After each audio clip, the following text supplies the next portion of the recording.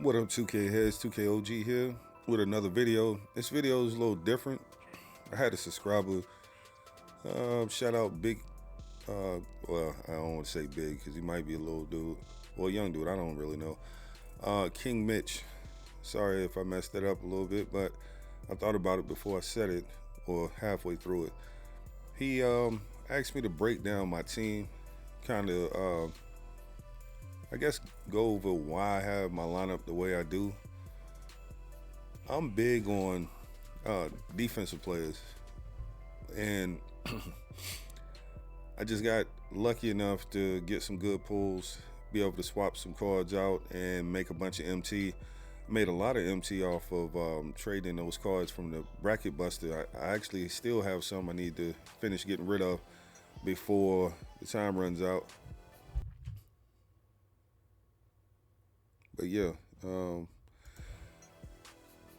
I'll wind up having to finish that up tonight because I got to do more work in the morning. So I don't want to be caught with a bunch of those cards left. I may have to trade them in for a couple of players.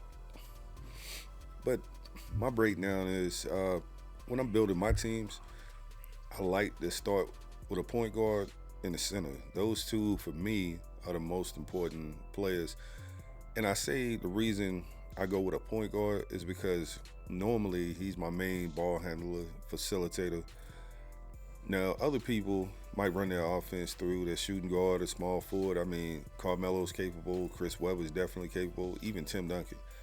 And I'm gonna be honest with you, I run some offense through Kareem because I think he has legend Dom. Yeah, so he got legend Dama, handles for days.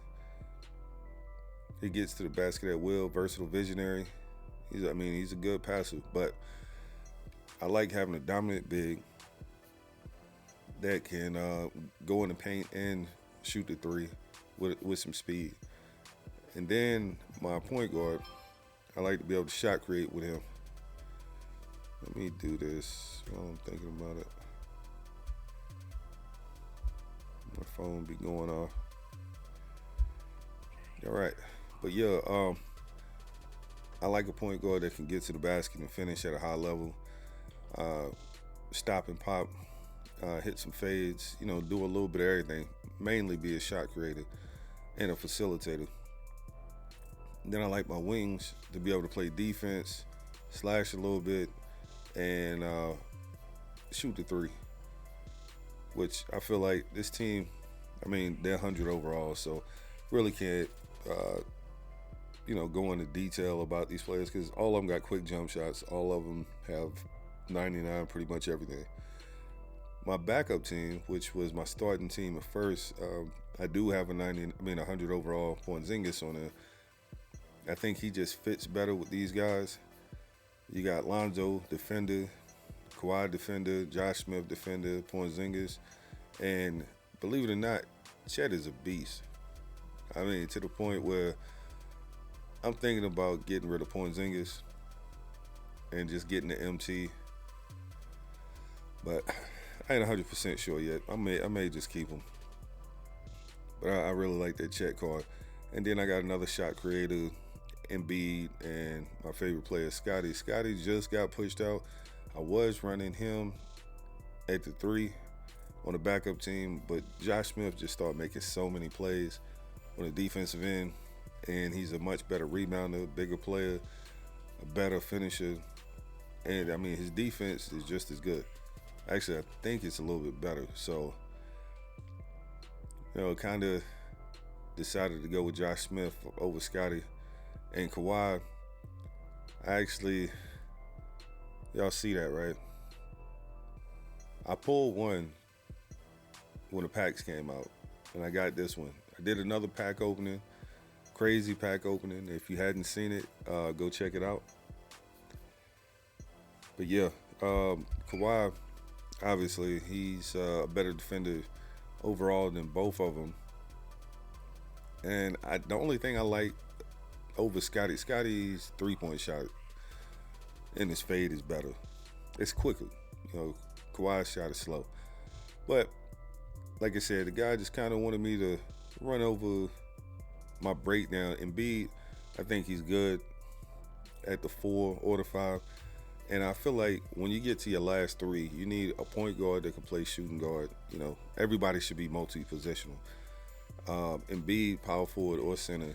If somebody gets hurt, and if I decide I want to run him at the power forward, say Chet gets hurt, move Porzingis to the center, or vice versa, just plug Embiid in if Porzingis gets hurt.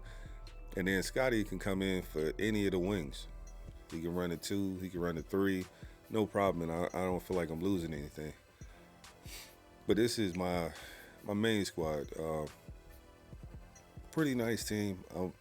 I was contemplating on selling Kawhi and getting McGrady, but I wound up getting a free Kawhi, so it's not like he's not gonna play. I may still get McGrady, move Kawhi to the bench, and just sell Scotty because he is sellable, which I really don't want to do, but that might be the right move to make because I don't see him playing over Melo. He's definitely not gonna play over T-Mac. So, and he already lost his spot to Josh Smith. Like I said, Josh Smith just does so much. Honestly, I think Adam Morrison might have been better than Scotty. It's like the overall, the rebound and stuff like that. And maybe I just need to bad Scotty up because he's missing like rebound chaser in the Hall of Fame. Now, guy also asked me about a budget team. And sometimes, like if I'm on a win streak, I might just play a game or two because I'm feeling myself, pause. And just try to play with a budget team and see what happens. And this is my budget team. I like Dyson Daniels a lot. He gives you versatility at the point guard. You can actually run him at the shooting guard, but being that he's 6'7", with a big player build, he holds up, crazy defense. Got good speed. I like Ricky Davis for my main shot creator. I go with Gerald Wallace. Gerald Wallace is my lot.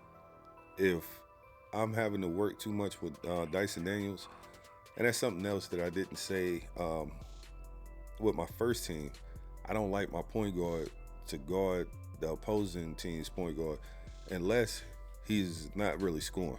If he's a main or a primary ball handler, I always want to put my 2 or my 3 on him and then swap my point guard just to save his stamina, because having your point guard guard the other point guard if he's a main ball handler, and then having to be vice versa on the other end, the main ball handler, it takes a lot out of them. It gets tired quick. They start changing their jump shot animations, all kinds of stuff. So that's just a tip that I use. I mean, I know some people like, oh, you guard whoever's guarding you. Even if you can guard them, like Dyson Daniels, I got not LaMelo, but Lonzo. He's a great defender. I got MJ.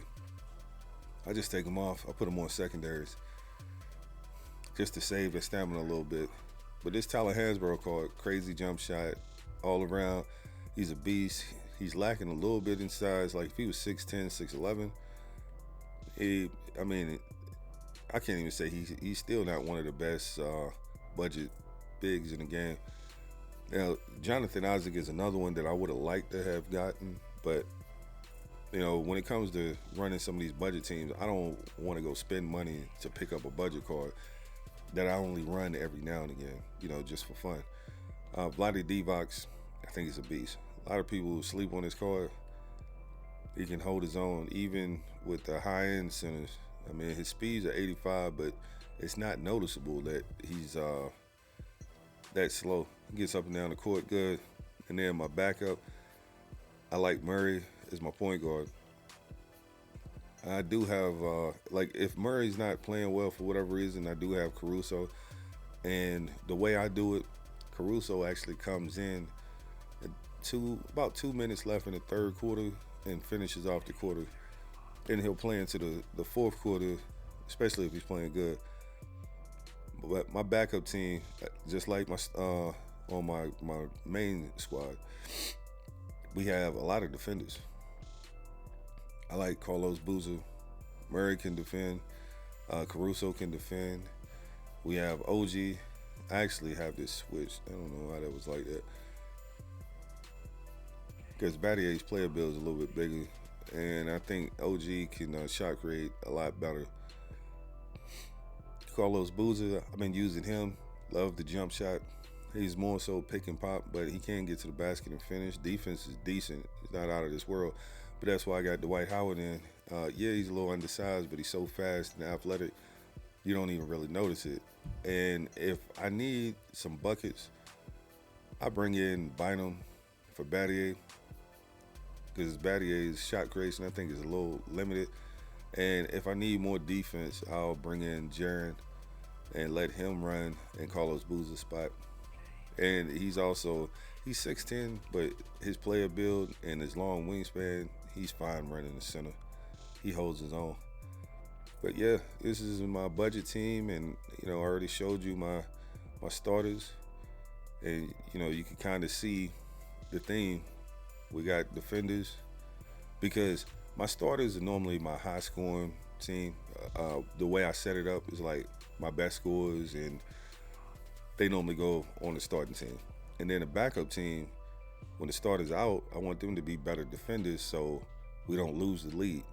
And then a lot of times we wind up gaining the lead because they are so much better, or they just make a lot of plays. Not necessarily this team, but if you look at my other team.